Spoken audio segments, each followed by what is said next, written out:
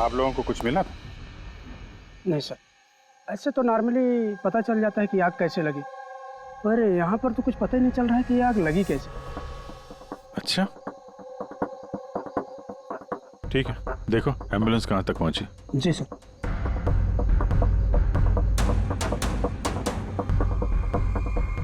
बहुत बुरी तरह से झुलस गया। कमाल है, कुछ पता ही नहीं चल रहा है कि आग कैसे लगी है।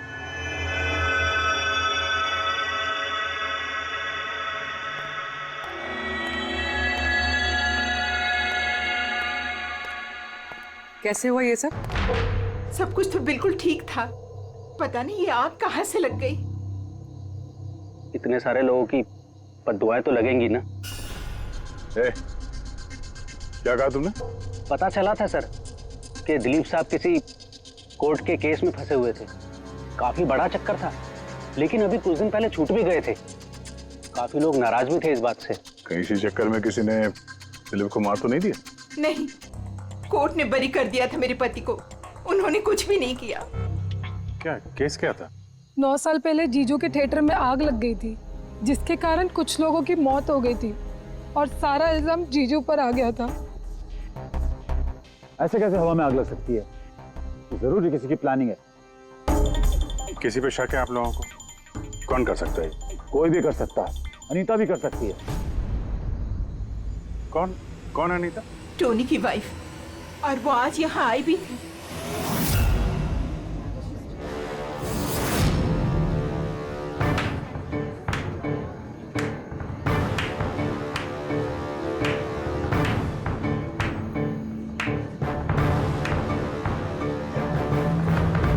अनीता,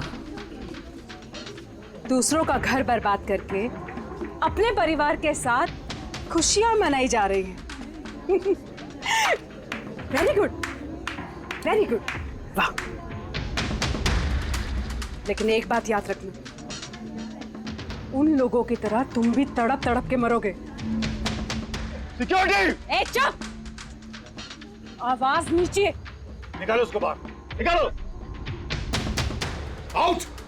लगता है तुम दोनों अपने अंजाम से वाकिफ नहीं। तुम्हारा बुरा समय अब शुरू हो गया है, याद रखना। तूने जो किया है ना मेरे टोनी के साथ, याद रखना, इसके बाद तू नहीं बचेगा। सुना तूने? ले जा इसको। तू नहीं बचेगा, नर्क में चलेगा तू। अरे देख क्या रहा है, ले जा इसे। नर्क में चलेगा तू, तड़प तड़प के चलेगा, याद रखना। अरे जा।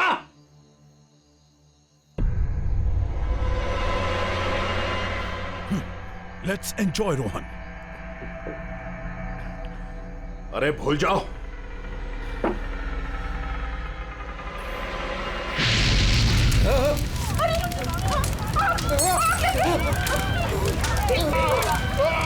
दिलीप और रोहन जिस केस में फंसे थे, उसी केस में कोर्ट ने टोनी को सजा दी थी।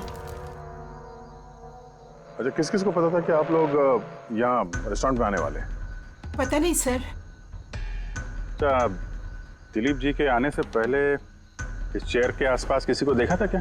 किसी अनजान आदमी को? नहीं सर, किसी को नहीं देखा सर। ये टेबल किसने रिजर्व किया था?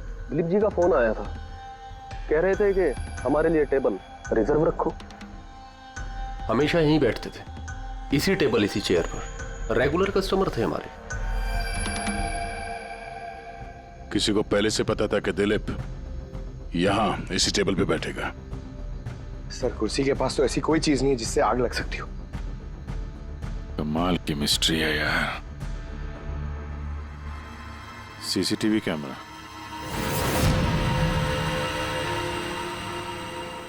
इसकी फुटेज से पता चलेगा क्या हुआ था यहाँ पे। ओह माय गॉड, ये सब कैसे हो गया? कौन कर सकता है ये सब? उसी ने जिसने दिलीप का खून किया, सबूत मिटाने के लिए। तो ऐसे कैसे कोई मॉनिटर रूम में घुसा है? सिक्योरिटी कहाँ है तुम्हारी? सर, इस रूम में सिक्योरिटी की जरूरत ही नहीं है, इससे पहले कभी ऐसा हुआ ही नहीं है। सर, सर मुझे नहीं लगता उसके पास टाइम होगा सीसीटीवी फुटेज डिलीट करने का। सर, उसने बस तोड़फोड़ कर दी है। अगर हम किसी एक्सपर्ट को बुलाते हैं सर, तो वो शायद हार्ड डिस्क से रिकवर कर पाए सर।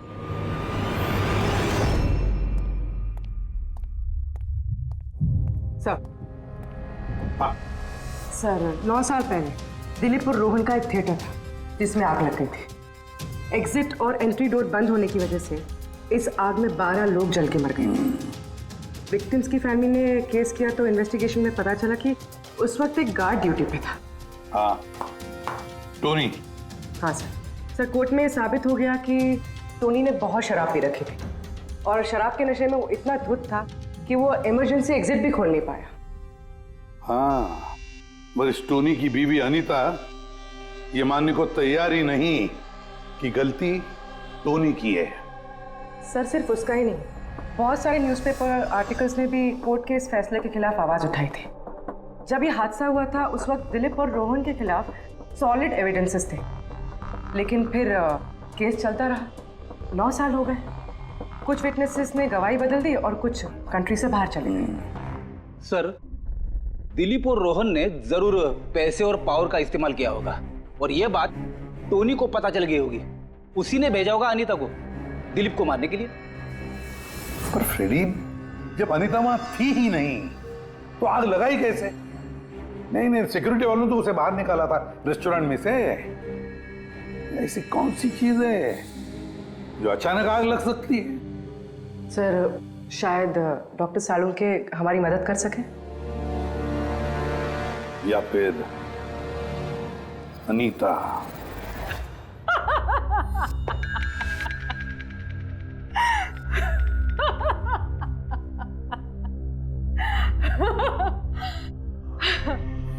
किस बात पे इतना हैरान है? मेरी हंसी पे या दिलीप की मौत पे? दिलीप की मौत पे तुम इतना खुश क्यों हो रही हो? अब मैं खुश नहीं होंगी तो और कौन होगा? कल रात रेस्टोरेंट से निकलने के बाद तुम कहाँ गई थी? जेल, अपने पति से मिलने। वार्डन के पास सारे रिकॉर्ड हैं, आप चाहें तो चेक कर सकते हैं। वो तो हम करेंगे, और ये भी कि आखिर तुमने वो आग लगाई कैसे? कोई काला जादू किया तुमने? दिलीप को अचानक आग कैसे लग गई? काला जादू आता तो जरूर करती, पर मैं बहुत खुश हूं। ये दिलीप भी उसी तरह तड़प तड़प के मरा है जिस तरह 9 साल पहले वो बेकसूर लोग मरे थे, जिसकी सजा मेरा पति टोनी भुगत रहा है। तुम ये कैसे कह सकती हो कि टोनी की गलती नहीं थी? तुम तो वहां थी नहीं। मैं वहां नहीं थी, लेकिन टोनी यहाँ था। उस दिन उसकी तबीयत खराब थी। उसने अपने मालिकों से, रोहन और दिलीप से कहा वो जल्दी घर आ गया आग लगने से पहले। गलती उन दोनों की थी। अरे पुराना दरवाजा ठीक ही नहीं करवाया, जिसके कारण वहां आग में वो लोग झुलस के रह गए। मेरे पति की गलती नहीं थी, उन दोनों की थी। तो बहुत गुस्सा आया होगा ना तुम्हें? दोनों को मारने का भी मन किया होगा? 12 लोग मरे हैं वहां। मुझसे कहीं ज्यादा गुस्सा उन लोगों के परिवार वालों को आया होगा, पर वो बहुत खुश होंगे अब दिलीप की मौत की खबर सुन के। बहुत खुश होंगे। वो लोग और भी खुश हो जाएंगे जब रोहन चल के मरेगा।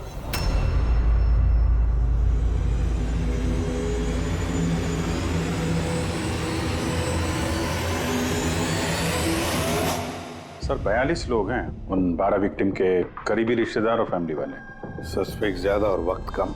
सर सबसे पहले इन 42 लोगों में से उन लोगों के नाम हटा देते हैं जो कल दिलीप की मौत के वक्त शहर में नहीं थे। सर 9 साल हो गए इस बात को। शायद कितने लोग देश भी छोड़कर चले गए होंगे, और कुछ लोगों की मौत भी हो गई होगी। फिर भी पता तो लगाना ही पड़ेगा। देखो कितने लोग शहर में थे जब दिलीप की मौत हुई।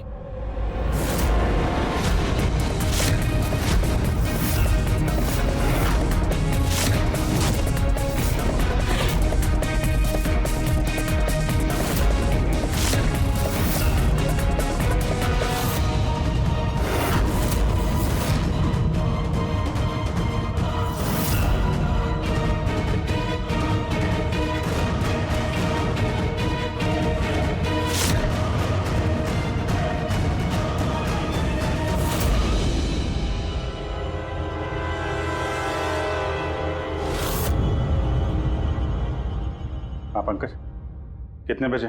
27 लोग हैं सर जो उस वक्त शहर में थे और उनके पास दिलीप को मारने की वजह थी। ठीक है, बुलाओ सबको ब्यूरो में, देखते हैं क्या कहानी सुनाते हैं ये लोग अपनी बेगुनाही की। जेम्स, तुम्हारे पिताजी 9 साल पहले थिएटर में लगी आग में जलकर मर गए, है ना? Yes sir. आपके हस्बैंड फिल्म अकेले देखने गए थे? उस दिन मैं बिजी थी, इसलिए वो अकेले ही चले गए। कल रात कहाँ पर थे तुम? सर मैं अपने फ्रेंड्स के साथ था। सर मैं पासपोर्ट ऑफिस गया था। उन दोनों को मैं ऐसे बच के नहीं जाने दूंगी। तो क्या किया तुमने? सोचा कि दिलीप से फेस टू फेस मिलूंगा और उससे पूछूंगा कि तुमने ऐसा क्यों किया। सर उसके बाद मैं अपने फ्रेंड के साथ घर पे गया। मैं अपनी वाइफ के साथ मॉल में था। सर आप मेरे फ्रेंड से पूछ सकते हैं। सर मैं उससे मिलता तो रेस्टोरेंट तक जिंदा नहीं पहुंच पाता। दिलीप को उसके किए की सजा मिल गई। मुझे मालूम चला रेस्टोरेंट से कि दिलीप के साथ क्या हुआ तो दिल को सुकून मिला सर। अब बचा रोहन, उसको भी उसके किए की सजा जरूर मिलेगी। अब इन 27 लोगों में से उन लोगों के नाम रहने दो जो घुमा फिरा के जवाब दे रहे थे और जिन्होंने अपने जवाब पहले से ही तैयार करके रखे थे।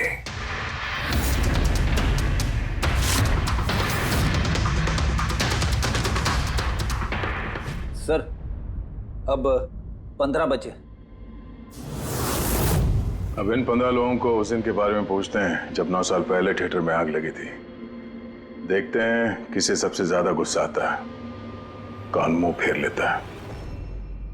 सर मेरा भाई 10वीं पास हो गया था। उसने कहा पार्टी देनी है, दोस्तों को पिक्चर दिखाना है, पैसे दो। सर मैंने वो पैसे उसे दे दिए। काश वो पैसे मुझे उसे देने नहीं चाहिए थे सर। जिसने भी ये किया बहुत अच्छा किया। आज मैं खुश हूं, आज मैं बहुत खुश हूं। कुमार साहब आप यूनिवर्सिटी में फिजिक्स के प्रोफेसर हैं, है ना? Yes sir, head of the department physics. लेकिन मेरे खुद के बेटे को पढ़ाई में कोई इंटरेस्ट नहीं था। बहुत डांटता था मैं उसे, लेकिन अनिकेत के ऊपर कभी कोई फर्क नहीं पड़ा। एक नंबर का बदमाश बन गया था वो। उस दिन भी वो कॉलेज से बंक करके दोस्तों के साथ फिल्म देखने चला गया और सर और वापस घर पे कभी नहीं आया। हिमेश, राइट, कॉन्ट्रैक्टर हो ना तुम? हाँ सर। हिमेश, 9 साल पहले तुम अपनी पत्नी के साथ फिल्म देखने गए थे उस थिएटर में। नई शादी हुई थी मेरी। सलोनी के साथ फिल्म देखने के लिए गया था। उसको भूख लगी थी, मैं समोसे लेने के लिए बाहर गया। मैं वापस आया तो देखा वहां के दरवाजे लॉक हो गए थे। वहां अंदर से लोगों के चिल्लाने की आवाज आ रही थी और धुआं निकल रहा था वहां से। मैंने सब दरवाजे खोलने की बहुत कोशिश की। मैंने बहुत कोशिश की। मैं पागलों की तरह दरवाजा को ठोकता रहा, पीटता रहा। सलोनी चिल्लाता रहा, अरे कोई दरवाजा खोल दो यार, सलोनी। लेकिन मैं कुछ नहीं कर सका सर, मैं कुछ नहीं कर सका। अपनी सलोनी को मैं बचा नहीं सका। वहां पे एक गार्ड भी था ना, टोनी, उससे भी दरवाजा नहीं खुला क्या? नहीं था सर। वहां कोई और गार्ड, किसी और को देखा था तुमने? कोई नहीं था सर, कोई नहीं था। मैं 9 साल पहले जो बात कोर्ट में कहा वही आज कह रहा हूं। जब सिनेमा हॉल में आग लगी थी उस वक्त टोनी वहां पर नहीं था सर।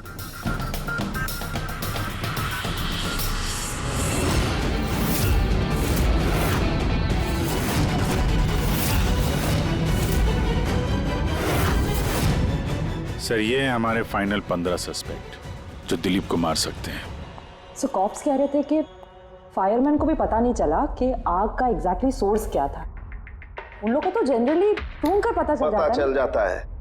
कि वहां पर ऐसी कौन सी चीज थी जो तुरंत आग पकड़ती है, लेकिन उन्हें पता नहीं चला। उन्हें पता नहीं चला। उन्हें इसलिए पता नहीं चला क्योंकि उस चीज की ना तो कोई खुशबू थी ना कोई रंग था। Exactly sir. मतलब अगर लिक्विड होता ना तो इस दिलीप को पता चलता जब वो चेयर पे बैठता, उसे फील होता। और अगर पाउडर होता तो हमें टेस्टिंग में पता चल जाता। इसका मतलब ये तो गैस, जिसका मतलब ये गैस है। गैस? तो इसीलिए उस फायरमैन को पता नहीं चला कि किस चीज से आग लगी है। इनफ्लेमेबल गैस बॉस, जिसे सिर्फ एक स्पार्क की जरूरत होती है आग पकड़ने के लिए। अच्छा, मुझे एक बात समझ में नहीं आ रही है। दिलीप इस कुर्सी पर बैठा था तो गैस कुर्सी पर आई कहां से? कुर्सी से ही। क्या? कुर्सी से? वो ऐसे बॉस, जिस चेयर पे ये दिलीप बैठा था उसके नीचे की तरफ किसी ने ज्वलनशील गैस का स्प्रे किया हुआ था। मरते वक्त दिलीप के कांटेक्ट में दो चीजें थी। एक तो ये चेयर जिस पे वो बैठा था और एक वाइन का ग्लास जो उसने हाथ में पकड़ा हुआ था।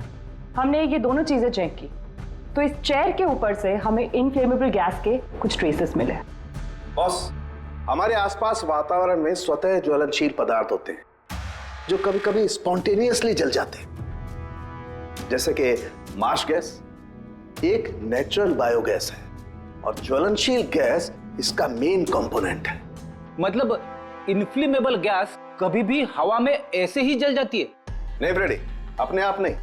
जब वातावरण में बहुत ज्यादा गर्मी पैदा हो जाती है और वो वातावरण की ऑक्सीजन के साथ मिल जाती है तो एक सुपर हाई टेम्परेचर का निर्माण होता है, जिसकी वजह से ये आग लगती है। लेकिन सालून साहब, वहां तो ऐसे कोई हाई टेम्परेचर वाली चीज थी नहीं। एग्जैक्टली, ऐसा कोई डायरेक्ट सोर्स नहीं था जिससे गर्मी पैदा हो सके बॉस।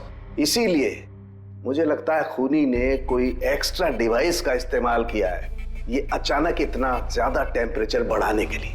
और ये कुर्सी तो तैयार बैठी थी, इसे तो सिर्फ एक स्पार्क की जरूरत थी।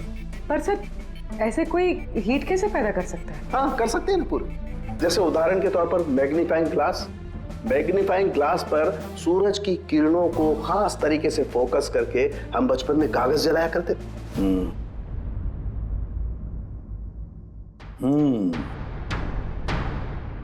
लगता है इस रेस्टोरेंट में फिर से जाना पड़ेगा। पता लगाना पड़ेगा किस चीज से आग लगी है।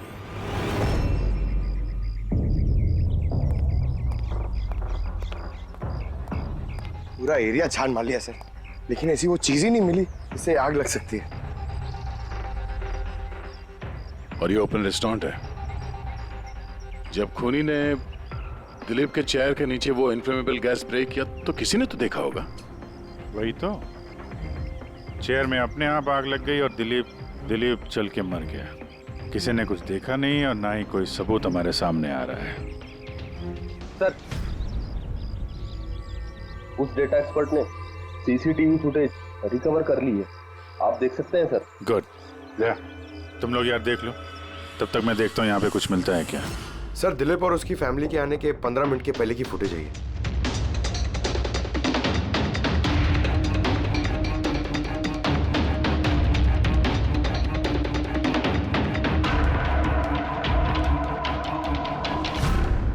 ये कुर्सी चेंज कर रहा है। इसका कोई दूसरा एंगल है क्या? इसी टाइम का चेक कर। एक मिनट सर।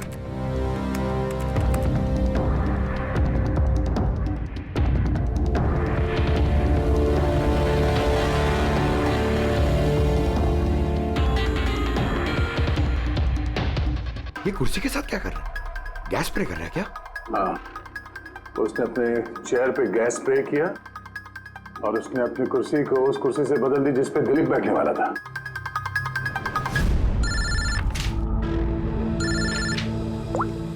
आ गया। अच्छा, great, good work, good work. क्या हुआ सर? जिसने भी दिलीप की कुर्सी के साथ छेड़खानी की ना, उसका पता चल गया है। वो एक आदमी है, उसका मिलता जुलता हुलिया भी मिला है। अब देखते हैं, दया भेजने वाला है फोटोग्राफ।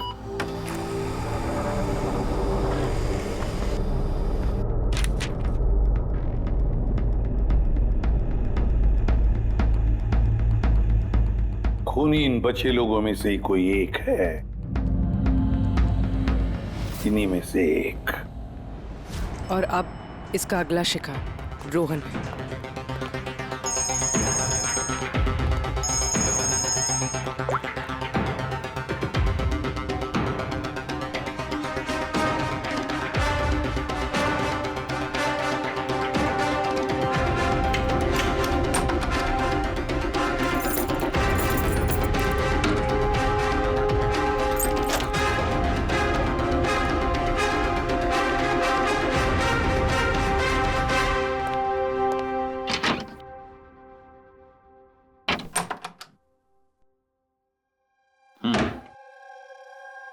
मुझे लगता है कोई मेरी और दिलीप की रिहाई से खुश नहीं है।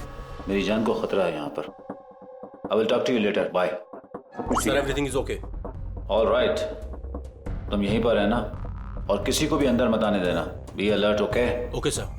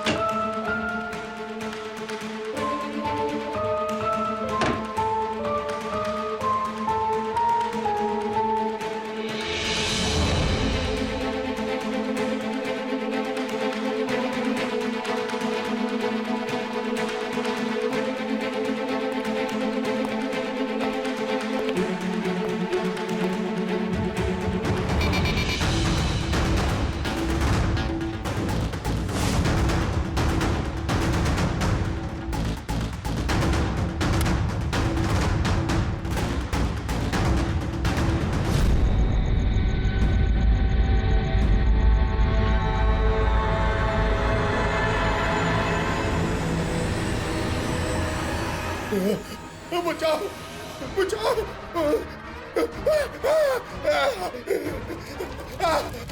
बचाओ, परे परे, बचाओ बचाओ, कोई है?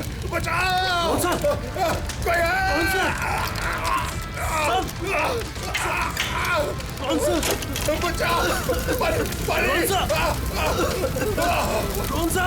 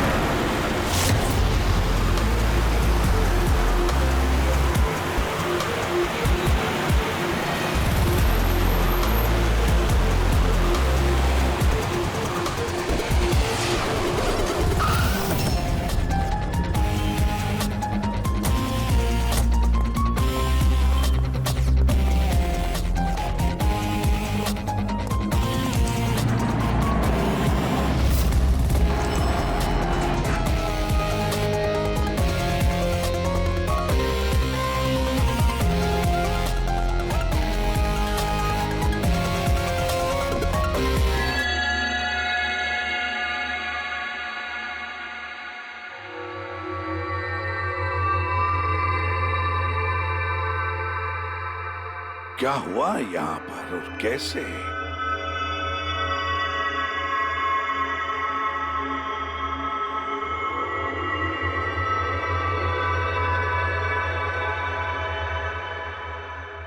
यहाँ पर भी और किसी किस्म की कोई स्मेल नहीं, सिवाय इस जली हुई लाश की बदबू के। यानी ये मर्डर भी इन्फ्लेमेबल गैस से हुआ है? शायद। ये सब हुआ कैसे? हाँ? सर मैं रोहन सर का बॉडीगार्ड हूं सर। अच्छा, तो फिर ये आप लोग कहाँ थे जब ये सब हुआ? सर रोहन सर ने मुझे बाहर निगरानी के लिए कहा था, तो थोड़ी देर के बाद सर उनके चिल्लाने की आवाज आई तो मैं उनके कमरे की तरफ भागा, लेकिन सर दरवाजे के चारों तरफ से धुआं देखा तो मैं दूसरी चाबी से दरवाजा खोल के अंदर गया तो देखा कि सर रोहन सर जले पड़े थे। आप लोगों को भी कुछ पता नहीं है? कमाल है, कमरे के अंदर कोई लीड नहीं मिला, शॉर्ट सर्किट नहीं हुआ है, ये पर्दा अंदर से बंद है, ये विंडोज परमानेंटली क्लोज्ड है, कोई बाहर से अंदर भी नहीं आ सकता। अब बाहर से अंदर कोई व्यू भी नहीं है, कोई देख नहीं सकता, तो फिर आदमी मरा कैसे? इससे लगी है आग बॉस।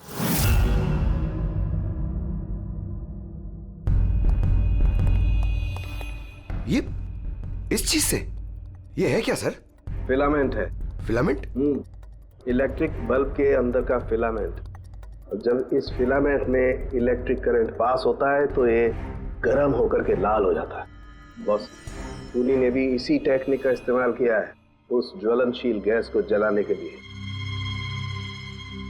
पर वहां रेस्टोरेंट में जहां पर दिलीप की मौत हुई थी, वहां पर तो हमें ऐसा कोई फिलामेंट वगैरह नहीं मिला।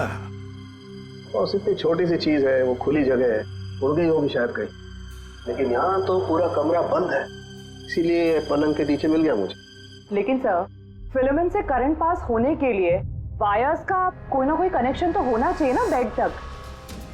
होगा, यही कहीं होगा जरूर।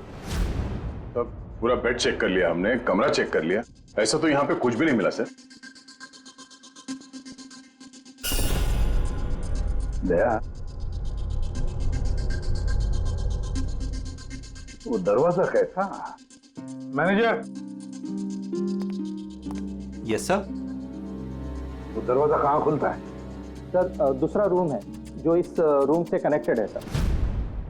अब वैसे ये रूम सील्ड रहता है, इसे कोई खोलता नहीं सर। खोलो दरवाजा। Yes sir. आइए सर।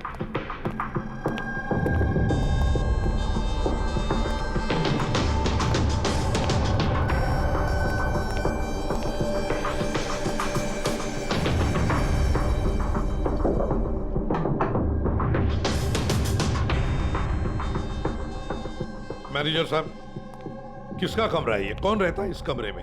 गेस्ट है कोई सर, डिटेल्स चेक करनी पड़ेगी। मंगाओ। Okay sir.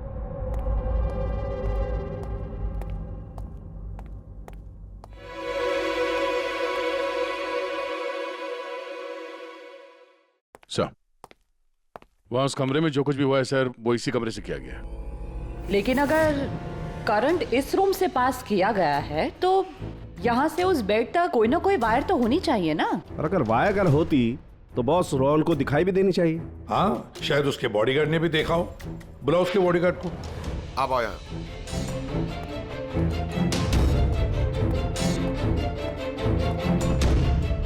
एक बात बताओ, जब तुम रोहन के कमरे में आए थे तब कोई वायर देखी या इस दरवाजे से उस कमरे में जाते हुए? कुछ भी नहीं सर, रोहन सर के रूम के अंदर जाने से पहले मैंने रूम को पूरी तरह से चेक किया था सर, लेकिन वायर जैसी कोई चीज उस रूम में नहीं दिखाई दी। ठीक है, जाओ तुम।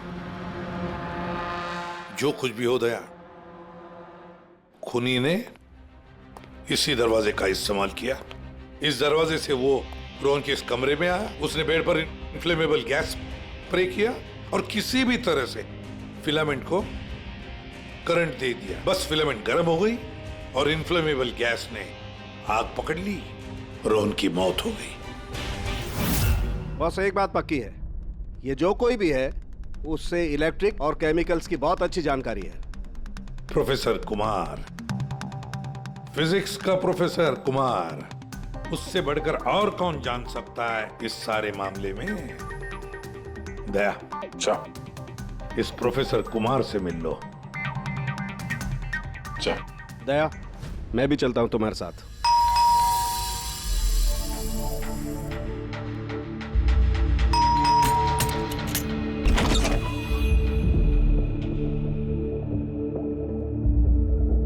प्रोफेसर कुमार है घर पे? हाँ है, लेकिन आप लोग? सीआईडी। सीआईडी? सब ठीक तो है ना साहब? हाँ, उनसे कुछ पूछताछ करनी है। कहाँ है वो? बाहर बच्चों को पढ़ा रहे हैं, मैं बुला के लाता हूँ। कोई बात नहीं, हम देखते हैं।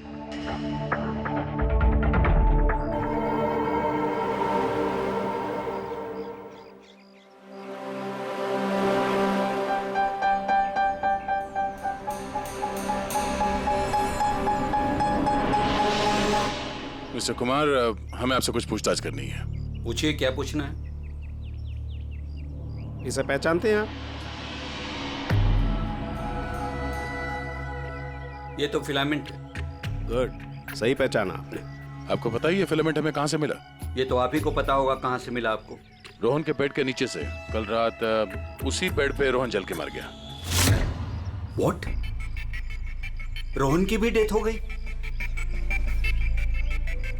कल रात आप कहाँ पर थे? रात 9 से लेकर सुबह 3 बजे तक। आप मुझ पर शक कर रहे हैं? ये हमारे सवाल का जवाब नहीं हुआ मिस्टर कुमार। कल मैं पूरा दिन और पूरी रात घर पे ही था। कोई गवाह? जी हाँ, मेरा नौकर रामू और विकास। Please come here.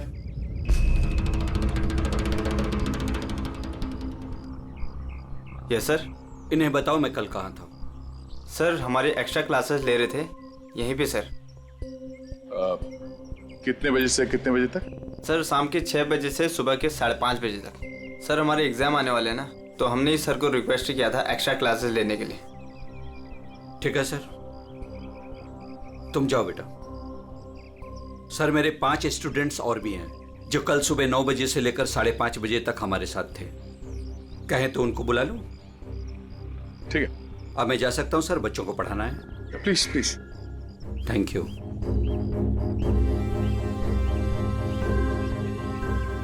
हाँ, तो बच्चों में ये कह रहा था कि बिना सोल्डरिंग वायर के भी हम मदरबोर्ड फिक्स कर सकते हैं with the help of adhesive conductor.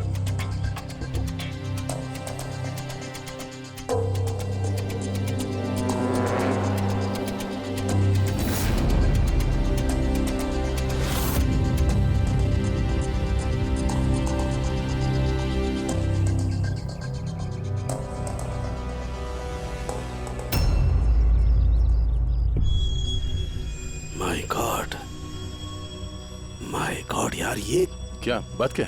अरे यार, ये गलती मुझसे कैसे हो गई? क्या? गॉड, बूढ़ा हो गया मैं, बूढ़ा हो गया मैं। एक काम करो, 1 घंटे बाद फॉरेंसिक लैब में मिलो, कुछ बताऊंगा। 1 घंटे बाद। अरे वो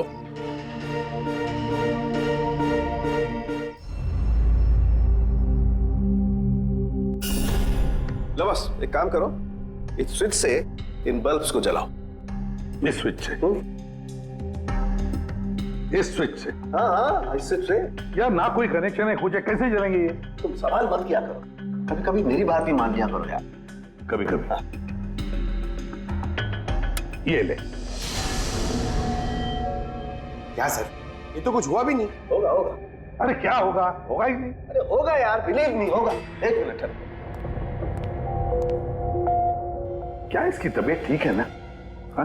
तो पता नहीं क्या हुआ है, वो जब से वो प्रोफेसर कुमार से मिलके आया ना, बस बल्ब के साथ ही खेले जा रहे हैं। बात बताओ, वो फिंगरप्रिंट्स का क्या रिपोर्ट आया? वही जो फिंगरप्रिंट्स तूने होटल वाले से लिए थे और रूम में उठाए थे। तो फिंगरप्रिंट तो बहुत सारे मिले, लेकिन सारे स्टाफ मेंबर्स के ही हैं, उसके अलावा और किसी के नहीं मिले। ये कैसे हो सकता है? तो भाई साहब जरा इधर भी ध्यान दीजिए। हाँ हाँ, ध्यान है। हाँ।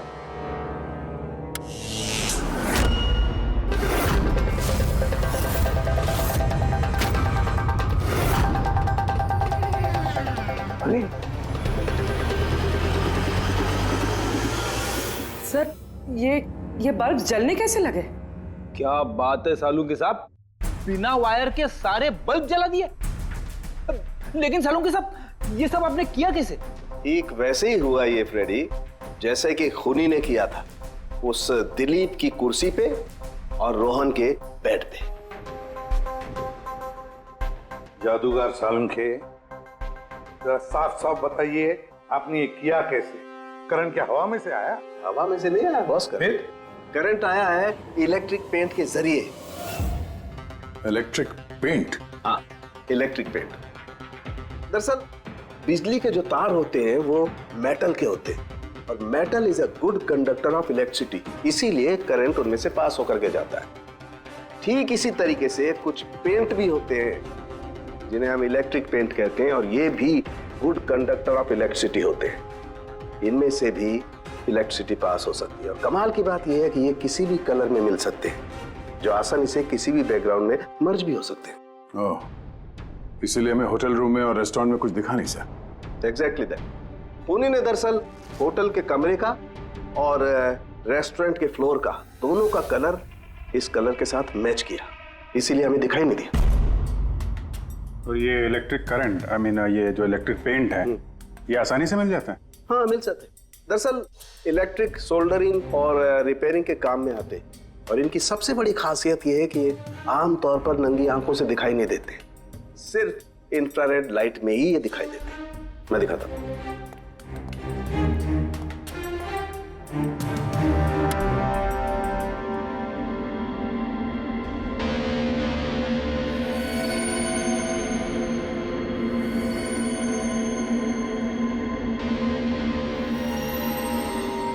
देखा बॉस?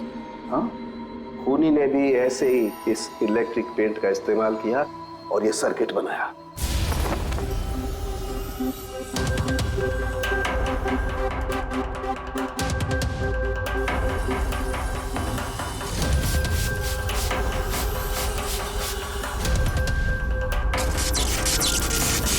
एक बात तो पक्की है, ये जो भी कोई है उसे इन सारी चीजों की पक्की जानकारी है। मगर सर, इनमें से खूनी कौन है? इस प्रोफेसर से तो मिल लिए सर, ये तो नहीं है। ये बंसी?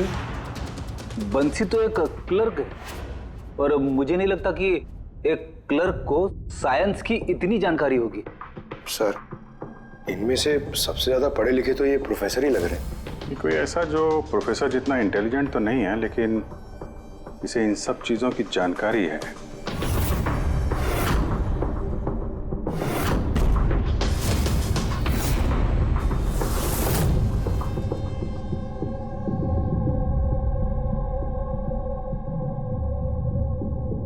वो ये है अभिजीत, ये है वो। याद है क्या कहा था इसने, ये क्या काम करता?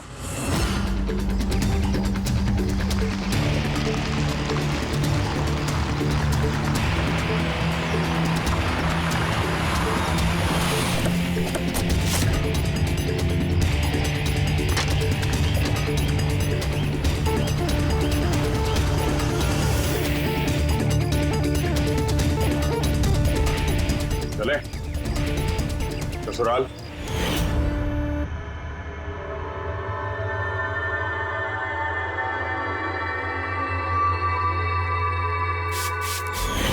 दिलीप और रोहन पर केस हुआ था, लेकिन मुझे मालूम था अपने पैसे और पावर के दम पर वो छूट जाएंगे। लेकिन उनके पास पैसा था तो मेरे पास दिमाग। कई महीनों तक उनका पीछा किया, वो कहां जाते हैं, क्या करते हैं, किससे मिलते हैं, सब कुछ। आखिर मैंने दोनों को मारने की तरकीब ढूंढ ही निकाली, इलेक्ट्रिक पेंट्स और सर्किट्स के जरिए। ये दोनों के बारे में मुझे अच्छी खासी जानकारी थी। बस दे दी दोनों को सजा, दोनों को मार दिया जिंदा जलाकर, जैसे उन्होंने मेरी सलोनी को मारा था। हिमेश, तुम्हारी पत्नी के साथ जो कुछ भी हुआ उसका हम सबको अफसोस है, लेकिन दिलीप और रोहन को मारकर तुम्हें क्या मिला? क्या तुम्हारी पत्नी वापस आ गई? बदले की आग में तुमने 2 लोगों की जानें ली। कानून तुम्हें कभी माफ नहीं करेगा, तुम्हें कड़ी से कड़ी सजा होगी।